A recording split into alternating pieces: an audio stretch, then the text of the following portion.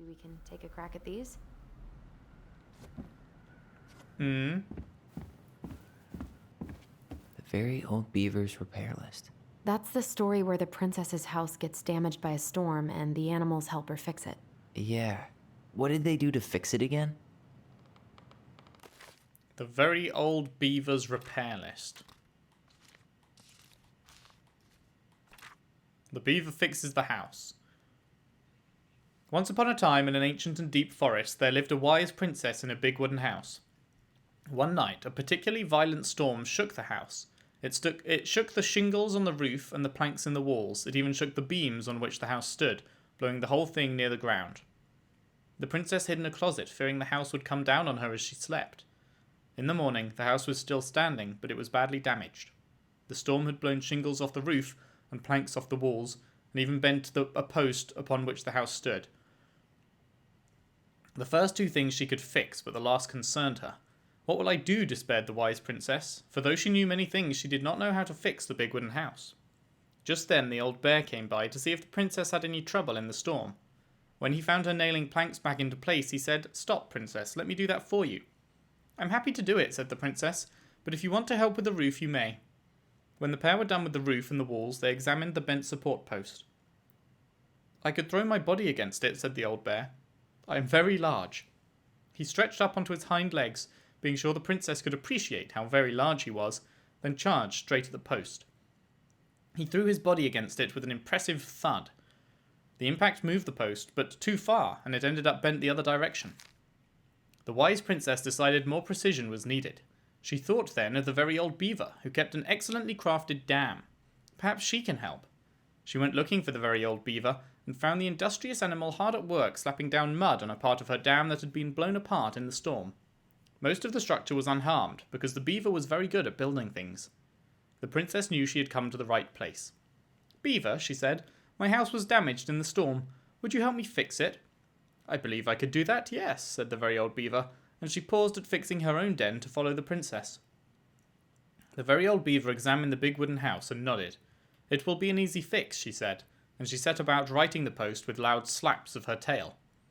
When she was done, the wise princess stroked the beaver's head.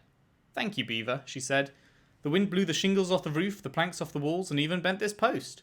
They're really repeating those three things as the things to click, aren't they? Now, thanks to you, I shall have a home." "Think nothing of it," said the very old beaver, who returned to work on her own den once again. That winter, the very old beaver grew ill, very ill. She was not able to fix her den, nor to gather food. When the princess found out, she set about delivering meals to the beaver. She brought stews of corn and beans and baskets full of bark and twigs from the beaver's favourite aspen. One day, the wise princess noticed that the beaver's den had begun to fall apart. She set about fixing it, and though she was not as talented as the very old beaver, the fix kept the creature warm and dry. "Thank you," said the very old beaver. "Of course," said the princess. "You helped me when the storm blew my house near to the ground. Thanks to you, I still have a home, and I'm happy to do the same." The princess continued to nurse the old beaver until the day she came to the dam, and the forest was still. No birds sang, no branches rustled, no small things skittered within the underbrush. "Oh," said the princess, staring sadly at the dam, for she knew the old beaver had passed on. "Goodbye, my friend." And that is how the very old beaver saved the big wooden house, and how the wise princess repaid her kindness. Right, so, shingles off the roof, planks off the walls, and bent the foundation post. Shingles off the roof. She fixed the roof shingles. Walls. She fixed the planks that were blown off the walls. Foundation post. She slapped the post with her. All right. Nice. Damn. That must have been rough on Eddie. Yeah, he doesn't really like to talk about her.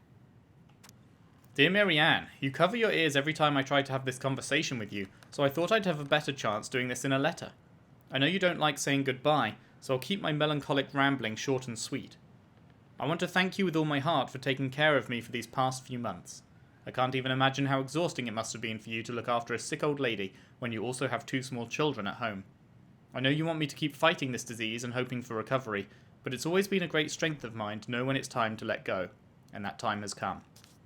I'd like to ask you one last favour. Please take care of Eddie after I'm gone. Right. Yeah. We did hear, didn't we, that she took Eddie's mum's death really hard, and they were very close friends. We saw her grave in the graveyard. My poor boy puts on a brave front ever since his father died, but I know he's in pain. I would be so much more at peace knowing he still has family. Maybe he could teach the kids how to fish. He loves spending time with them. Thank you for the warmth and peace you brought to my life. Give the kids a kiss for me, would you? Carol. Whew, heavy stuff. Which one next? This one. The crafty goblin's good deeds. Of course. The goblins had to help out the creatures of the forest to pay off their debt to the pelican. Well, what did they do? You know, I don't really remember. Let's find out. To pay off their debt to the pelican.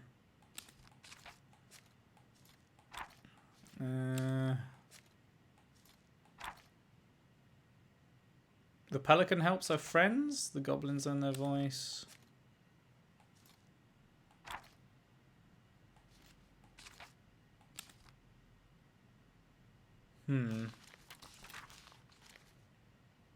This one?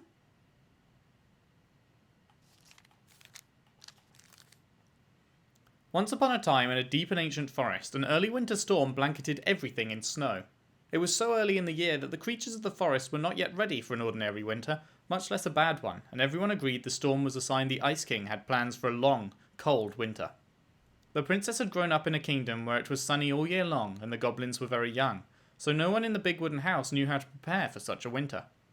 The house was not well insulated, and they did not have enough fuel or food. Only the pious pelican noticed their plight, and when it came time to fly south with the other birds, her heart was heavy with sadness. What can I do, she thought. I'm a migratory bird, and if I were to stay, who would look after my flock? The time came to go, and the pelican struggled to take flight. It felt as though a leaden weight was stuck right in the centre of her chest. What can I do, she thought. I'm a migratory bird. If I were to stay, who would look after my flock? Is that almost exactly the same as the previous paragraph? She managed to take off, but only just barely, flapping fiercely to catch up with the other birds. As the pious pelican began her journey, the storm picked up, battering her to and fro. She had fallen well behind the flock, and she was already growing tired. But for all her challenges in the air, she could tell things were much worse on the ground. A deep freeze had settled over the forest. The leaden weight in her chest grew heavier as she thought of the princess and her goblins. What can I do, she thought. I'm a migratory bird. If I were to stay, who would look after my flock? The storm intensified, and the pelican was in a total whiteout. She knew she should have despaired, but all she could feel was, hiccups, was the weight, which had grown and grown until she thought she might drop out of the sky. She had felt called to help the princess and her goblins, but she had ignored it. I should have stayed, she thought. It was the right thing to do, and now I'm lost with no way to make it right. Suddenly she was plucked from the sky and deposited in the hall of the Ice King. Pelican, he said, you were flying in circles around my mountain. I was lost, she said, weighted down by the weight of the guilt in my heart. The Ice King stared at her sagely. Is it guilt, or is it something else? Open your beak. He reached down inside of her, pulling out a glowing stone. The pious pelican was surprised at how it filled her with warmth, chasing away cold and her doubt. You know what you must do, said the Ice King. The pious pelican flew straight to the big wooden house. Snow had already blown in through its many cracks, and ice crept across the floorboards. She found the princess and the goblins huddled in front of the quiet hearth, nearly frozen solid. No, she cried, and then she placed the stone in the princess's lap. The warmth of it spread through the whole of the house, melting all that had frozen. The princess threw her arms around the pelican's chest, and the goblins clung to her legs. Thank you, they cried. You're welcome, said the pelican, smiling in deep satisfaction. What is that? Asked the princess, staring at the wonderful stone. At first, said the pelican, I thought it was my guilt, but when the Ice King pulled it out of me, I realized it was something much more powerful. Just then the storm broke and the skies cleared. The pelican filled the big wooden house's larder with food from her beak, and then she took to the skies, lightened by the knowledge that through her charity, everyone in the big wooden house would be warm and fed until spring. And that is the story of how the pious pelican saved the wise princess and the crafty goblins from the long winter. I don't think that has anything to do with this, does it?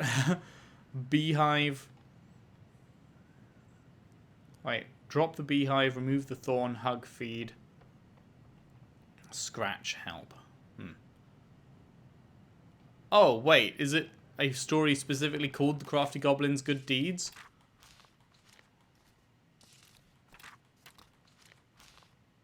Is there one called that?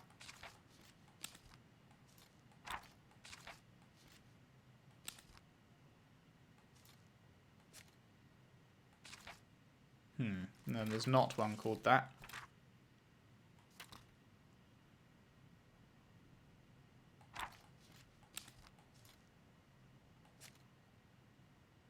The penguin forgives the goblins?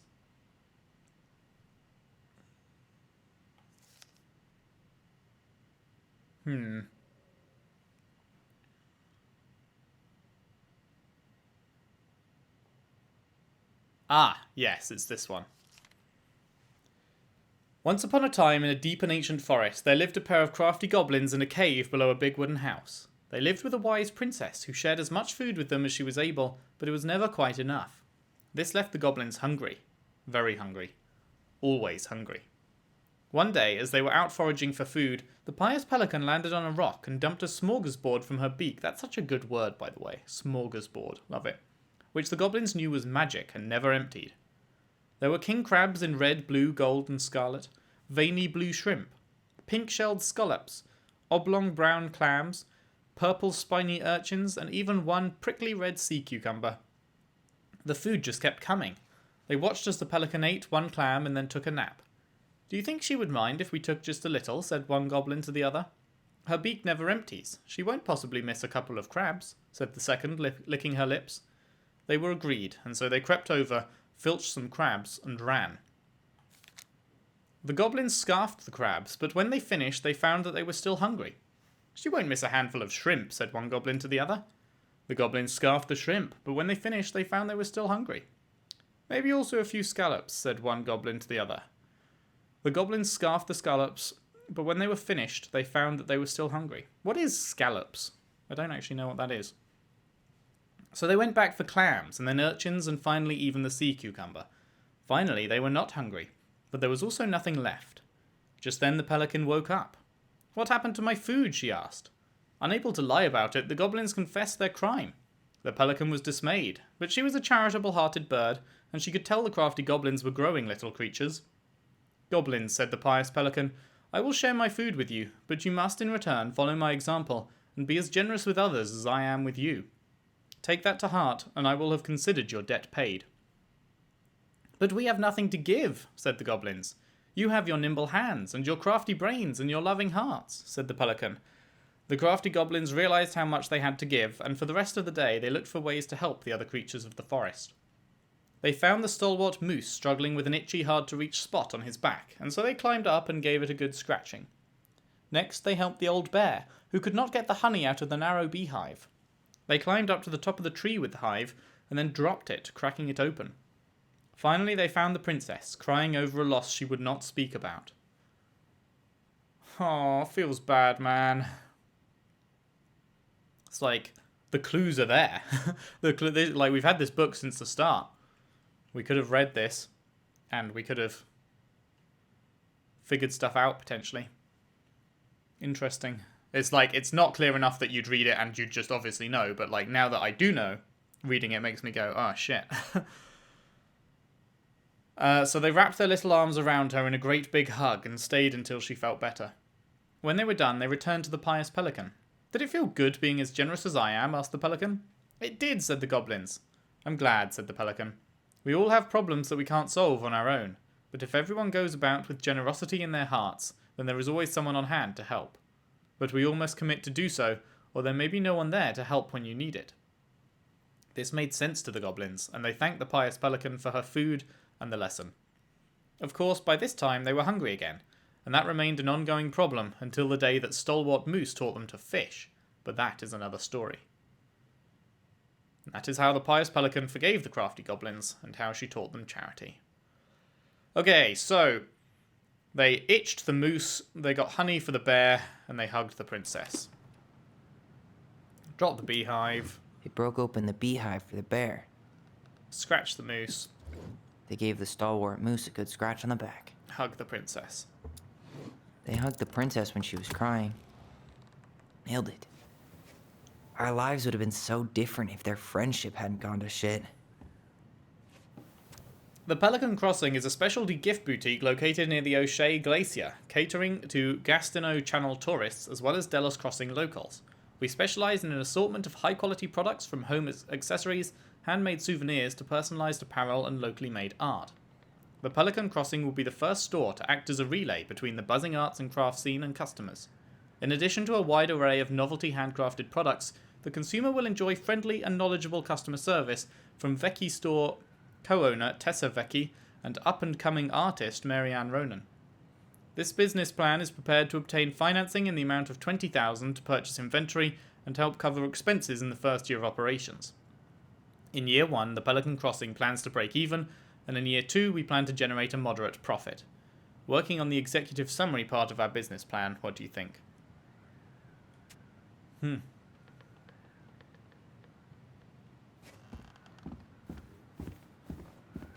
The old bear's gifts for the princess. I'm totally blanking on that story. What did he give her again? Why don't we open up the book and check? The old bear's gifts for the princess.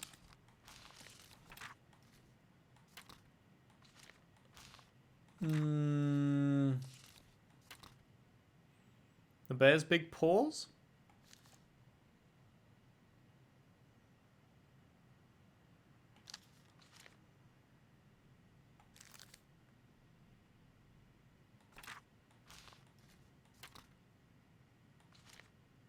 The bear and the princess? I'm just trying to skim read just to see if it is.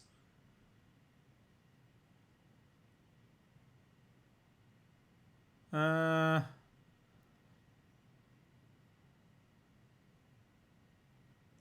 like skim reading this is a fucking yikes. Like he's asking her to marry him.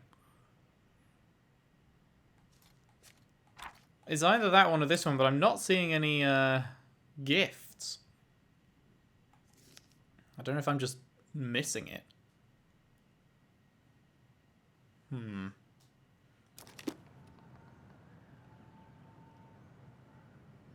It's like bushes and leaves and lily pads and stuff. Is there a picture that looks like that?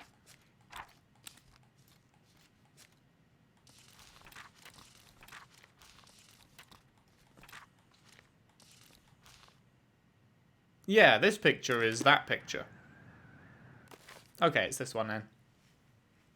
Once upon a time in the ancient and deep forest, the old bear stood upon the bank of a river, swiping at salmon on their way to the spawning grounds. Just as he's got his paw on a particularly fat one, he heard a woman shouting for help. He considered simply eating his salmon, but then she screamed again and he lumbered over to investigate. After a short walk, he found the princess clinging to the top of the tree, while a wolf snarled and snapped at the base of the tree. Old Bear would normally not get in the middle of such a situation. After all, as a fellow predator, he understood the wolf's need to hunt. But when he saw the princess, he was struck by her beauty, and he knew he had to help. With a great roar, the bear heaved onto its hind legs, rising to his full height. The wolf snapped and snarled in his direction, but the bear roared again, and the wolf took off into the trees, tail between his legs. The old bear fell back down onto all fours and stared up at the princess. She regarded him fearfully. "You can come down," he said. "How do I know you didn't save me just so you could eat me yourself?" asked the princess. "I suppose this is a fair question," admitted the old bear, "but I promise I won't eat you." The princess had no reason to trust the old bear, except that he had kind eyes, and so she slowly made her way down the tree. When she reached the ground, the bear only watched her, and so she supposed she was not going to be eaten today. "Thank you," she told the old bear. "Of course," he said. "Can I walk with you back to your home?" "Of course," said the princess. And so the princess and the old bear walked together through the forest, back to the big wooden house. After that day, the princess would occasionally find gifts from the bear: a fresh-caught salmon, a handful of ripe berries, a newly bloomed bluebell. One spring, when a sudden thaw flooded the path out of the princess's home, the old bear was there, and she rode his back across the river. The old bear began to think that the princess should be his mate. After all, she had no mate, and she needed one, and he could keep her warm and provide her a much more suitable den, and catch fish for her, and protect her from wolves. She in turn would brush out his fur and pick berries without smooshing half of them and scratch that one part of his back he couldn't reach. And with how she took care of the goblins, she would be an excellent mother for his cubs. One day, the old bear came with a ring of spruce and asked the princess to be his bride. "I'm sorry," said the princess. "You are a very good friend, and I appreciate all you've done for me, but I cannot marry you. You're a bear. I'm a princess. It would never work." The old bear was crushed. "Can we still be friends?" "We will always be friends," said the princess, "but I will never marry you." Aw, poor Sam. The old bear and the princess carried on their friendship, and after 1 year he tried again to ask her to be his bride, but once again she refused him. This happened 1 year later, and 1 year after that, and then finally the princess said, "Old bear, you are a dear friend, and I appreciate all you have done for me, but I would sooner you have left me to the wolves than marry you, and that is how it will always be." Fucking savage. "I have my hands full with the 2 goblins who live under my house, and they are all I need." That wounded the old bear deeply, but it was finally enough to stop his proposals. They remained friends, and he continued to give her gifts of fresh salmon and ripe berries, and newly bloomed bluebells, but the old bear never again asked the princess to be his bride, much as he might have wanted to. And that is how the princess befriended the old bear, and how she refused him. Feels bad. Well, there's the gifts. Fresh salmon, ripe berries, and newly bloomed bluebells.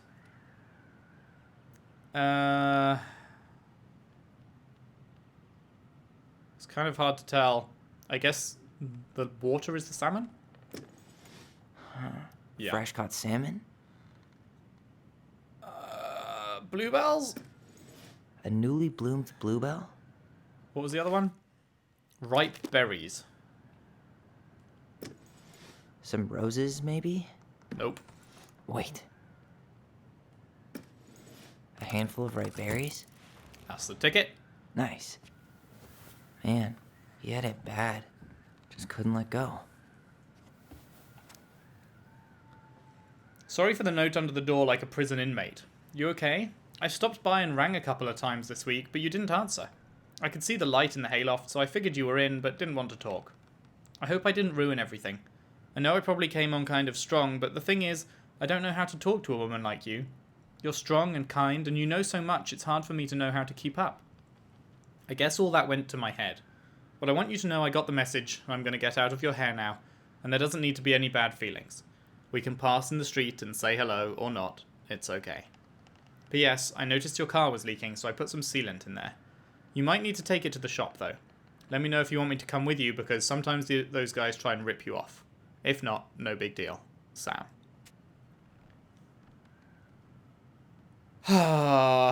Poor dude. Last one. The crafty goblin's loot. That's from The Princess and the Two Thieves. I drew the original. And I distinctly remember drawing that cake, which is arguably the best part of that illustration. All right, Picasso. And you probably remember what the goblins stole in that story, huh? The crafty goblin's loot, hey? That one.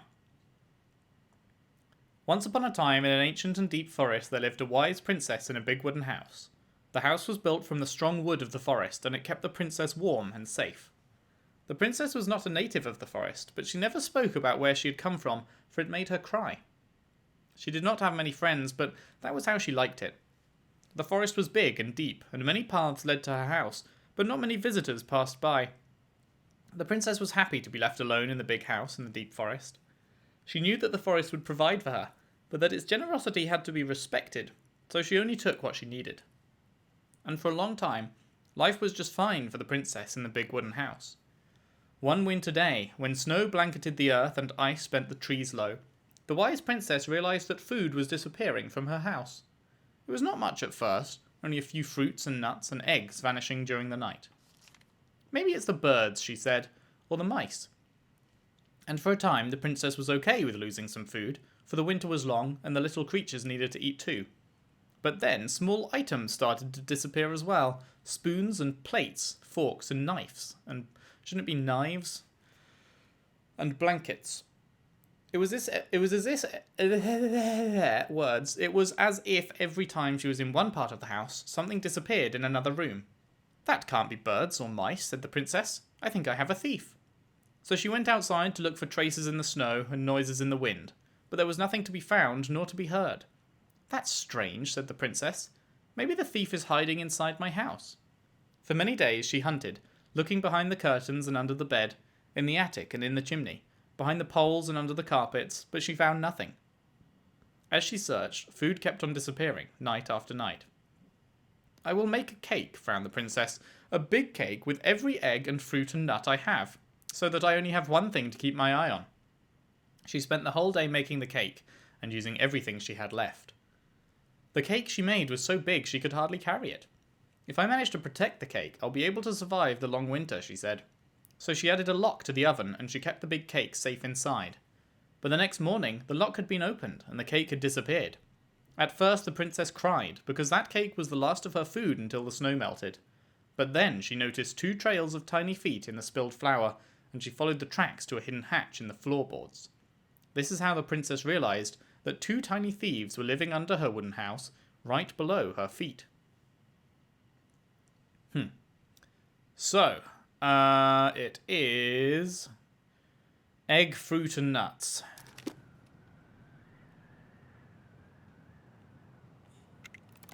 Maybe they took some of the princess's fruit? Some flour for the cake, maybe? Wait. No, it is fruits, nuts, and eggs. I'm not seeing... Are those nuts? They look like sweets. Did they steal candy? Or not? Actually, I'm not sure. Didn't they take some of the Wait. Oh. I'm pretty sure they stole some eggs. Okay, there's eggs and fruits. I'm not seeing nuts. That's candy. That's flour. That's clothes. That would just leave this, but that's the spoon. What if they took some spoons? Oh, okay. That's it. I always wondered where that drawing went. She said it was her favorite, and then one day it just disappeared. You are the best mum in the world, the prettiest princess. Aww.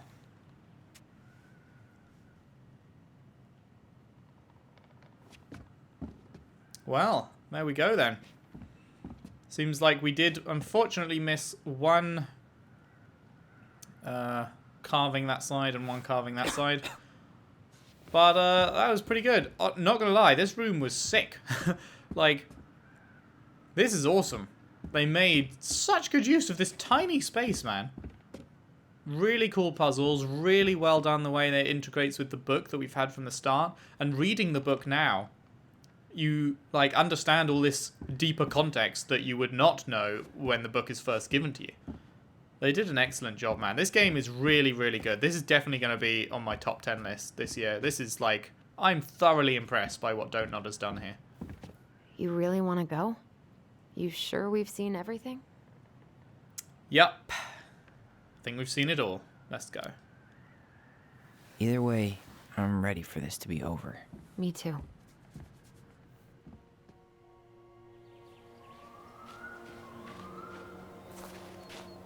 Alright. Well, now for the sadder part. Let's go and see. Oh wait, is this not what we're doing? I thought we were going to see if the fucking... like, if there was a coffin buried here or something. But it looks like that's not what we're doing, but we can reflect on this separately.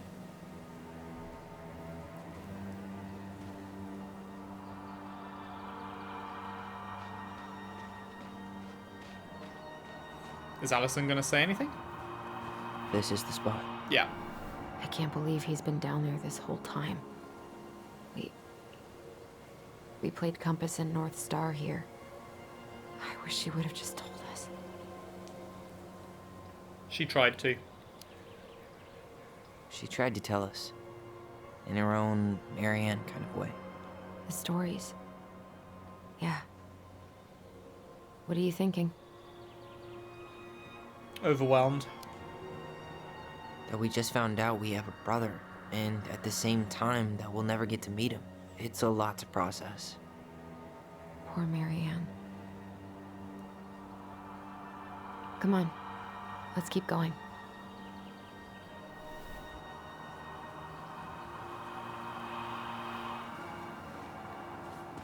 Well then. It's time for us to figure out who Marianne was arguing with on the dock.